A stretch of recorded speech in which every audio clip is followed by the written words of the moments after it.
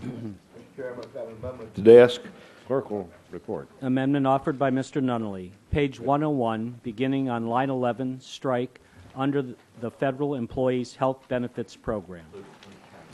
Gentleman is recognized. Thank you, Mr. Chairman. This committee's had a long history of a bipartisan agreement of recognizing that taxpayers should not be asked to pay for elective abortions, nor should taxpayers be paying for health plans that are administering elective abortions. Specifically, that's been applied to the federal employees' health benefit plan. Regardless of how an individual may feel about the right to life issue, there's been bipartisan recognition that we ought to restrict payment by taxpayers for these plans. And beginning in the next fiscal year, something was not contemplated when the agreement was put in place, is that we're asking the Office of Personnel Management to begin administering multi-state healthcare exchanges. And so this amendment, if it's adopted, would apply the exact same provisions that are applied to the federal health benefit plans to those multi-state healthcare exchanges, and say that we want to ask taxpayers to pay for administering for abortions on those plans as well. Ms. Emerson. Mr. Chairman, I rise in support of the amendment. I don't believe that any federal tax dollars should be available for abortions, whether for the FEHBP or any other program, and I also don't believe we should be paying OPM employees to negotiate contracts for the multi-state plans under the Affordable Care Act that support abortions. So this amendment makes this clear, and I urge adoption of the amendment. Mr. Serrato. Thank you, Mr. Chairman. I'll be very brief because I know that there are some very eloquent voices that will be speaking on this issue. I'm just a little surprised that this amendment is before us, since I understood that our Republican colleagues are convinced that the Supreme Court is about to throw out the act in its entirety. And if the court somehow fails to deliver, the majority is also pledged to an outright repeal of this program. So I think this is just the kind of amendment that simply wants to continue to make a statement, but the majority party has been clear on how they feel about this act in general, and so I would hope that we would oppose it, wait for the Supreme Court decision, and deal with those issues as they come up. Ms. Lowy. I would just like to say to my friend, when I joined this committee, we prided ourselves on the ability to look beyond partisan squabbling. And while gridlock permeated a number of authorizing committees, appropriators on both sides of the aisle rolled up their sleeves and wrote reasonable, respectable spending bills. So it didn't matter whether you were a liberal from Wisconsin or a conservative from Louisiana. We would set aside our differences on extraneous issues and work towards a shared goal of advancing every single bill. This amendment proves the old adage that there are three parties in Washington: Democrats, Republicans, and appropriators.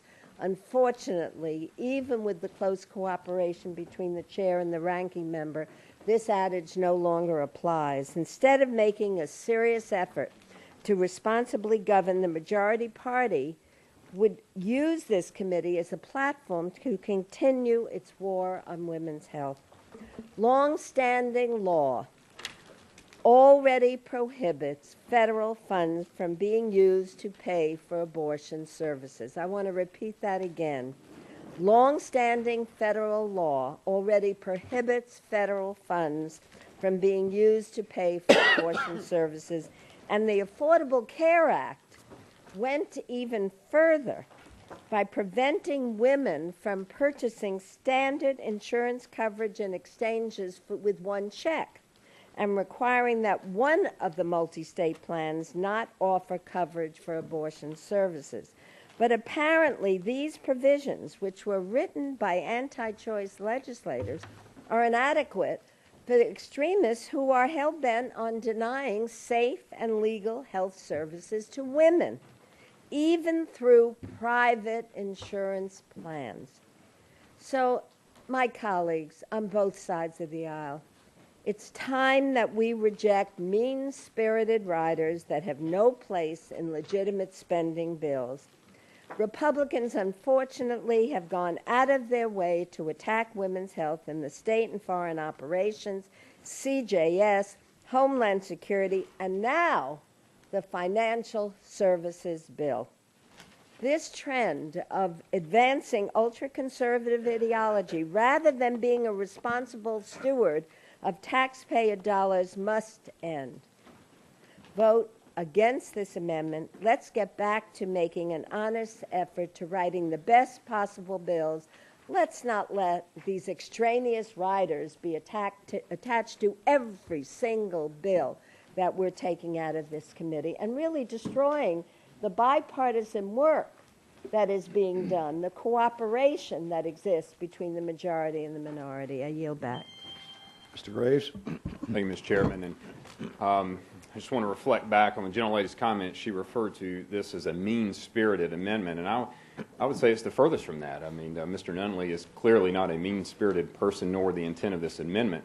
The amendment itself is really about promoting life. I mean, what is so mean-spirited about promoting life? And so I want to thank the gentleman from Mississippi for his amendment. Mr. Serrano made a good point about the Affordable Care Act and Supreme Court's ruling and the intent of the majority party to repeal it. And I appreciate your forecast of what the elections may be in November, as you seem to be predicting that we may have that opportunity to do that. But what you have also pointed out is that back when this act was passed, there was the Stupak Amendment. There was this movement at that time to protect life because there was questions of what the Affordable Care Act would do. And to resolve that question, the President himself issued an executive order saying that in no way would life or would abortions be covered by taxpayers under that act. But now we're finding there is again an unintended consequence in the Affordable Care Act. So I would urge my colleagues to support this amendment, support Mr. Nunnelee, who I think is the furthest thing from mean-spirited, but a gentleman who's promoting a great cause, and that's the cause of life. Mr. Farr. Thank you very much, Mr. Chairman. I rise in opposition, and I think Mr. Nunnelee is trying to do something philosophically here, but, you know, I used to be a former staffer and write legislation, and so I took his 7 words, which he's taking out of the middle of a sentence, and you see what's left. And I think what's left creates all kinds of unintended consequences that have ramifications far beyond what the intent here. It says, no, this is what's left. No funds appropriated by this act shall be available to pay for any abortion or the administrative expenses in connection with any health plan, which provides benefits for coverage for abortions. In California, we have a lot of private sector, big high-tech companies, very progressive companies. They go out and buy health care plans that their employees want. So some of those plans obviously end up with Medicare issues. They end up with other kinds of issues that the federal government's involved with. If you're not going to allow any funds to be involved with administrative expenses of any health care plan, you're opening up a whole Pandora's box. What you struck out in this language was just that language that limited it to federal health care plans. And I think that's an unintended consequence that this committee shouldn't adopt this amendment. Ms. Lee. Thank you very much, Mr. Chairman. Let me just say, I rise in strong opposition to this amendment. And yeah, it's another battle in the war on women. Here we go again.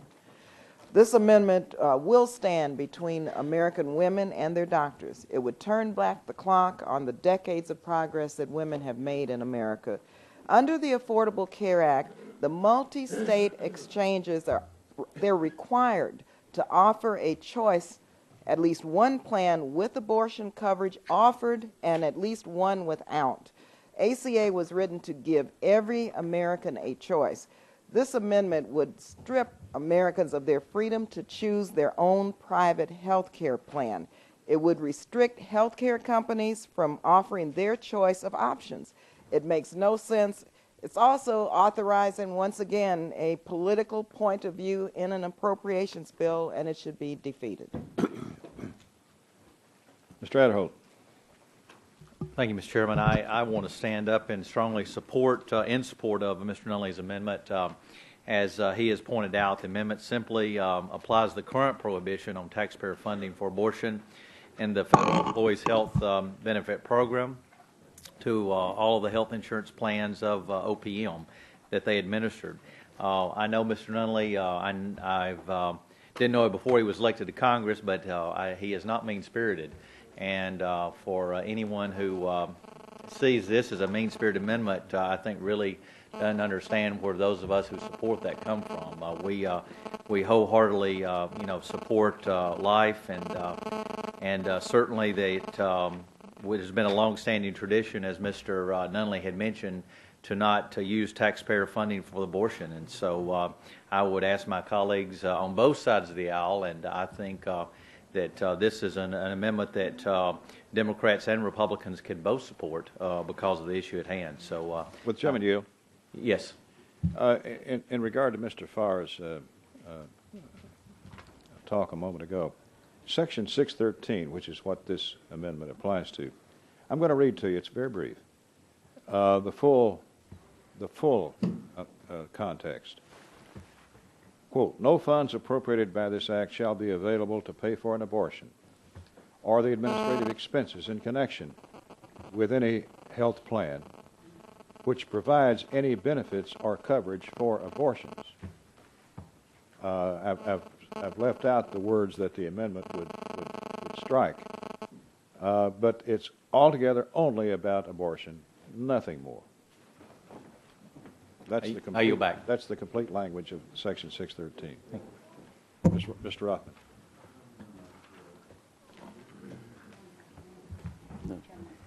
Thank you, Mr. Chairman. And first, let me acknowledge that there is a deep, that this is a matter of great conscience on both sides of this issue. And I profoundly respect that. But if I had my druthers, which I won't and don't, there wouldn't be the restriction on the rights of women to choose under a federal health care plan, let alone for the interchanges. Why? The United States Constitution has been interpreted by the highest court in our land, the Supreme Court, to acknowledge a woman's right to choose to have an abortion within certain parameters. That is a constitutional right, certainly as of today, in the United States of America. So for anyone to suggest that federal taxpayer funds should be prohibited from, and the case describes this as a medical procedure recognized as constitutional under our constitutional. So so you want to say some constitutionally recognized rights or medical procedures can be funded, and some constitutionally recognized medical health care procedures will not be funded. I understand where the motivation comes from. I respect the profound matter of conscience that drives it. Nonetheless, you are depriving women of their constitutional right to a legal medical procedure and saying, we're only going to let you women have taxpayer funds for some of your constitutionally recognized health care medical procedures, but not others.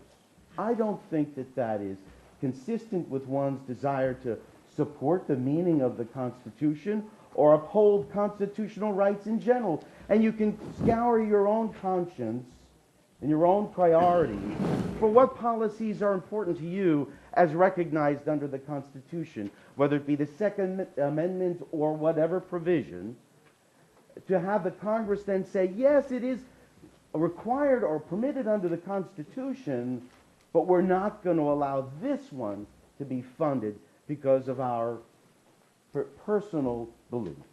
So I respectfully will be voting against the gentleman's amendment. Mr. Laurel. I think there's everyone in this room, everyone on this committee, and even those who are not on the committee, who are staff people in this institution, believes firmly that one of our responsibilities and one of our jobs in this institution that we love and cherish and that we are so proud to serve in is about protecting life. One of the strong issues is, though, you can't pick and choose whose lives you want to protect. You just can't decide in some instances, like we did yesterday, of not wanting to save the lives of those who are potentially going to get a melanoma or a skin cancer as a result of a device that our own Food and Drug Administration has been refusing to reclassify. That's life. That's a life issue. You can't pick and choose those that you would like to support and those that you don't. We also voted yesterday against international food aid. And we have direct notion, we have a direct information, we have direct studies that show us that if you do not, and we do not, as the United States, support international food aid in the way that we should, millions of people will die. That's a life issue. We can't pick and choose the issues that we want to label as life issues. I rise in opposition to the amendment. It seeks to ensure that new multi-state health plans that will be established under the ACA do not cover abortion. There are long-standing prohibitions on the use of any federal funds for abortion care throughout public law and our appropriations bills. The health care reform bill contains elaborate provisions to make sure that no federal funds are used for abortion. Narrow circumstances, this is the exception, federal funding would be permitted by the Hyde Amendment. The Affordable Care Act, for those who choose to read it carefully, allows states to choose to prohibit any abortion coverage in all policies sold on their exchanges. It's a prohibition that would apply to multi-state plans. What this amendment does is represent another attack from the majority on women's health and health care reform. You know, the cornerstone of health care reform was to ensure that all Americans have access to quality, affordable health care. That's health care services for women, it's screening and counseling for domestic violence, screening for cervical cancer, counseling for sexually transmitted infections, and access to contraception.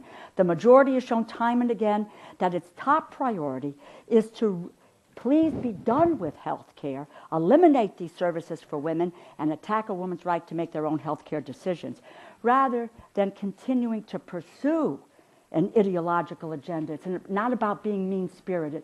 It's about an ideological agenda that includes an assault on women. The majority should work with us on a number of the one priority of this committee, this institution, and the priority of the American people. And that is about the economy, and that's about jobs in this nation.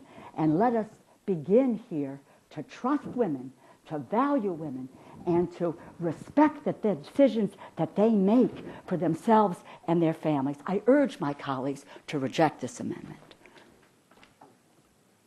Ms. Lummis? Mr. Chairman, I rise in support of the Nunnelee amendment. This is not a matter... Microphone.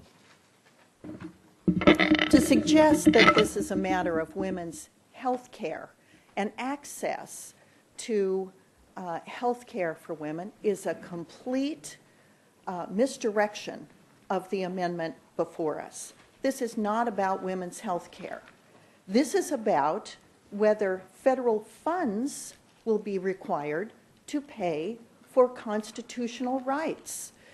This is about, of course, the fact that I'm not allowed federal funds to exercise my Second Amendment rights, and I shouldn't be allowed to use federal funds to exercise my rights to privacy under the Constitution, as were guaranteed by Roe versus Wade.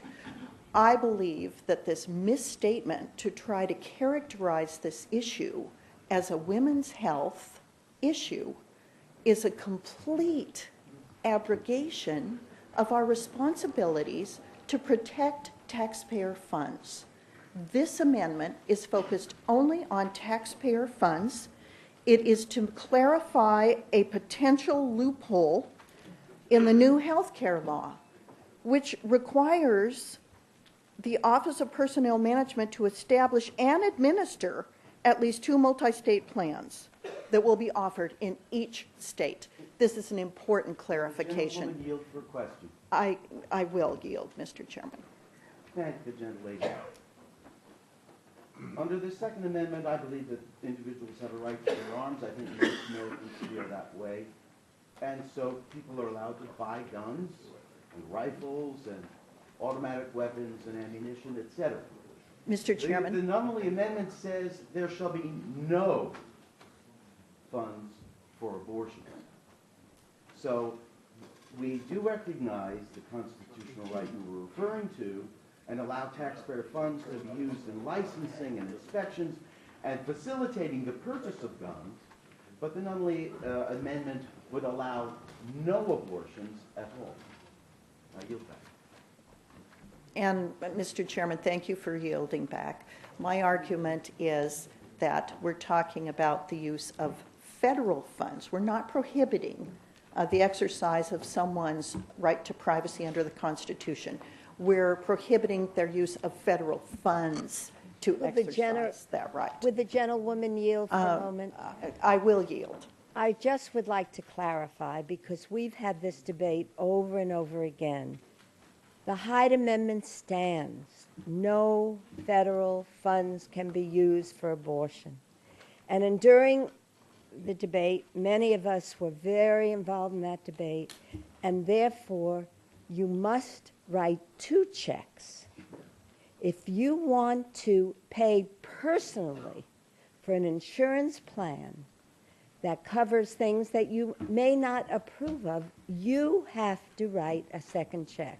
But no federal funds can pay for abortion. The Hyde Amendment stands. There are only specific circumstances that my good friend Henry Hyde included.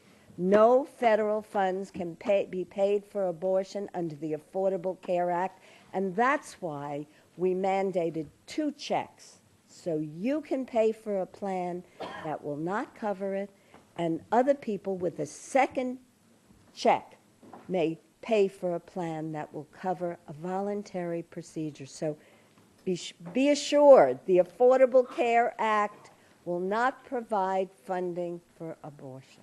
Madam, Mr. Chairman, I thank the gentlelady for yielding back, and therefore I see no harm in adding language that just reiterates what is what. The gentlelady yield.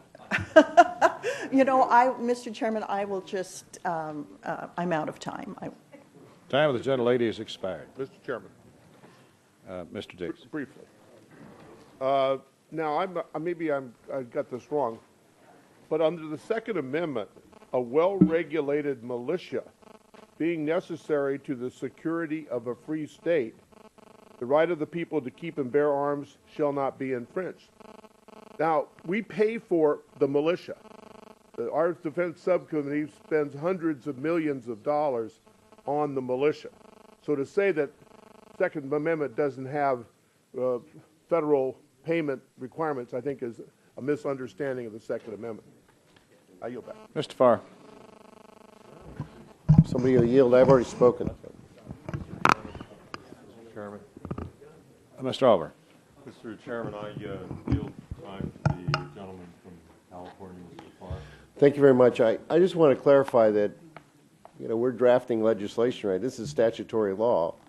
And if Mr. Nunnelee wanted to just say no funds appropriated by this act shall be available to pay for any abortion, period, that would solve all the arguments that we've heard here.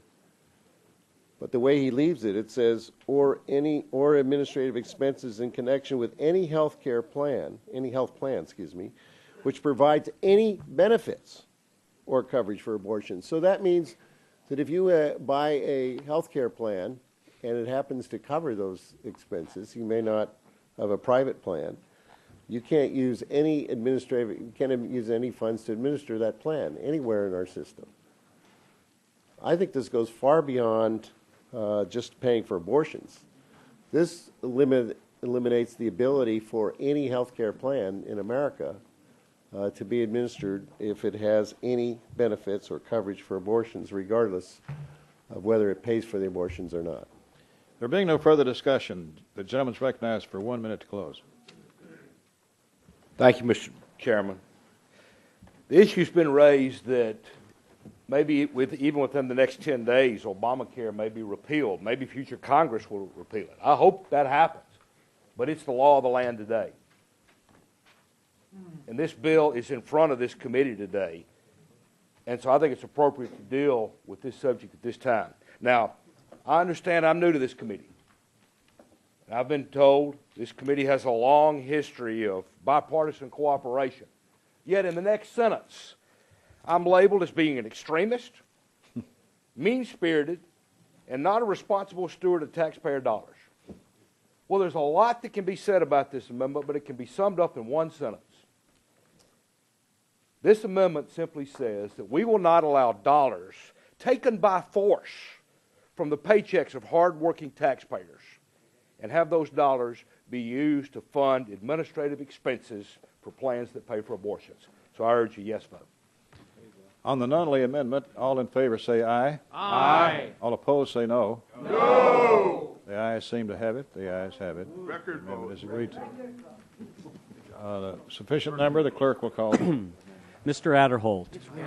Mr. Adderholt, aye. Mr. Alexander. Aye. Mr. Alexander, aye. Mr. Austria. Mr. Austria, aye. Mr. Bishop.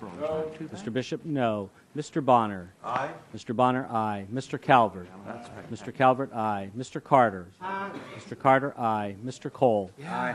Mr. Cole, aye. Mr. Crenshaw. Mr. Crenshaw, aye. Mr. Culberson. Mr. Culberson, aye. Ms. DeLauro. Ms. DeLauro, no. Mr. Dent. Mr. Dent, aye. Mr. Diaz-Balart. Mr. Diaz-Balart, aye. Mr. Dix. No. Mr. Dix, no. Mrs. Emerson. Mrs. Emerson, aye. Mr. Farr. Mr. Farr, no. Mr. Fatah. Mr. Fatah, no. Mr. Flake. Mr. Flake, aye. Mr. Frelinghuysen. Mr. Frelinghuysen, aye. Ms. Granger. Ms. Granger, aye. Mr. Graves. Mr. Graves, aye. Mr. Hinchy. Mr. Hinchy, no. Mr. Honda. Mr. Honda, no. Mr. Jackson. Ms. Captor. Ms. Captor, no. Mr. Kingston. Mr. Kingston, aye. Mr. Latham. Mr. Latham, aye. Mr. LaTourette. Mr. LaTourette, aye. Ms. Lee. Ms. Lee, no. Mr. Lewis. Mrs. Lowy. Mrs. Lowy, no. Mrs. Lummis. Mrs. Lummis, aye. Ms. McCullum. Ms. McCullum, no. Mr. Moran. Mr. Moran, no. Mr. Nunnelee. Mr. Nunnelee, aye. Mr. Olver. Mr. Olver, no. Mr. Pastor. Mr. Pastor, no. Mr. Price. Mr. Price, no. Mr. Reberg. Mr. Reberg, aye. Mr. Rogers. Mr. Rogers, aye. Mr. Rothman. Mr. Rothman, no. Ms. Roybal Allard. Ms. Roybal Allard, no. Mr. Schiff. Mr. Schiff, no. Mr. Serrano. Mr. Serrano, no. Mr. Simpson. Mr. Simpson, aye. Mr. Visklosky. Mr. Visklosky, no. Mr. Wolf. Mr. Wolf, aye. Mr. Womack. Mr. Womack, aye. Mr. Yoder. Mr. Yoder, aye. Mr. Young. Mr. Young, aye. Are there members who wish to be recorded or change their vote? Clerk will tally.